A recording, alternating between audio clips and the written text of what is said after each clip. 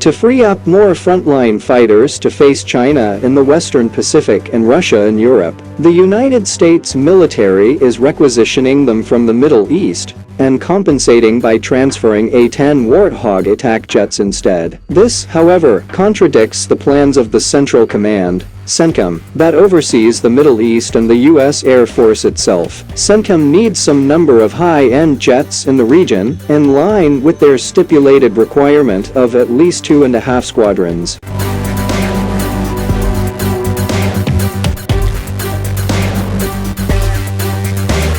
Meanwhile, the USAF leadership wants to urgently retire the A-10s and free up funds for other programs. EurAsian Times reported in September 2021 how, at a broader politico-economic level, continuing to use A-10s aligns with the political goals of many U.S. lawmakers and senators, who have resisted the USAF's push to retire the aircraft. This is borne out by the fact that the plane's factories and assembly lines are based in their constituencies. Discontinuing the A-10 would shut down the industries, causing massive job losses, and, in turn, impacting the local economies, hurting the politicians' electoral fortunes.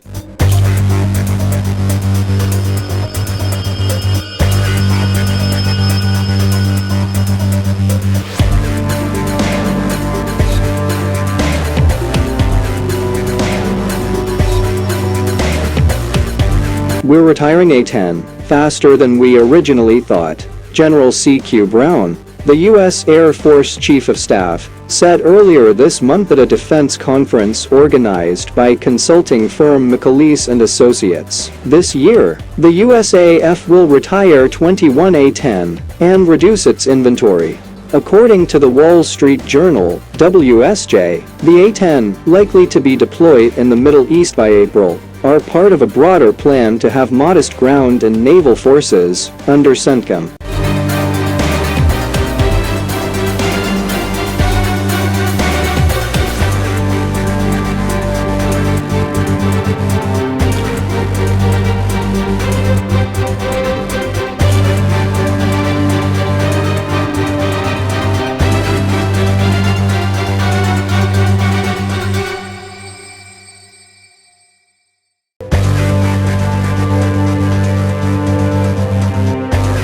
Confronting Moscow and Beijing will need maximum military resources, air, land, and naval, and the Middle East is gradually calming down, possibly requiring less U.S. intervention. A-10 otherwise have been assessed to have little to no utility in a war with China, which would predominantly be an air and sea battle. It cannot carry heavier long-range anti-ship or land attack cruise missiles, and is possibly more suited for a land war, since it is a designated ground attack aircraft, being able to take off from short and relatively unprepared runways. It can cause severe damage to a land army with tanks, ground troops, and armored vehicles, which is a likely scenario in Europe if NATO and US clash with Russia. A similar requirement exists in the Middle East, where US troops are still battling terrorists in Iraq and Syria.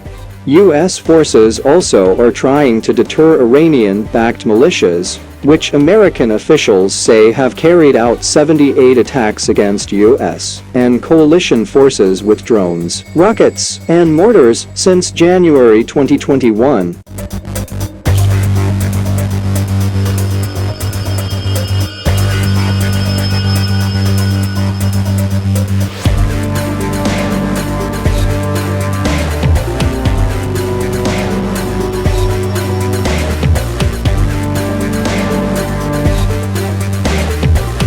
A-10s are effective against lightly armed militias. Under the new plan, a squadron of A-10 will be based in the Middle East, along with 2 squadrons of F-15E and F-16. A typical American fighter squadron deployed to the region usually consists of nearly 12 planes, with the more modern and multiple fighters being shifted to the Pacific and Europe. Tensions in those parts of the world are rising.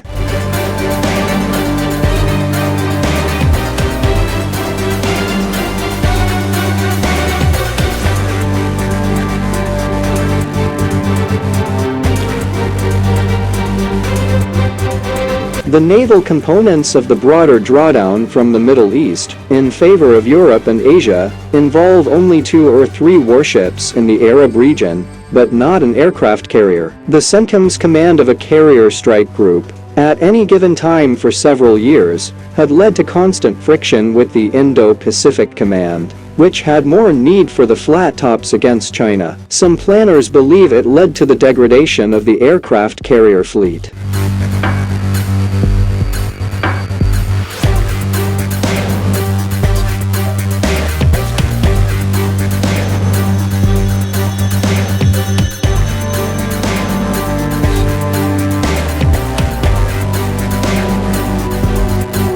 A carrier had not operated under CENTCOM since August 2021, when the U.S. pulled out from Afghanistan, where the USS Ronald Reagan from the 5th Fleet provided overwatch for the American withdrawal. The Ronald Reagan Carrier Strike Group last operated in the South China Sea in July 2022.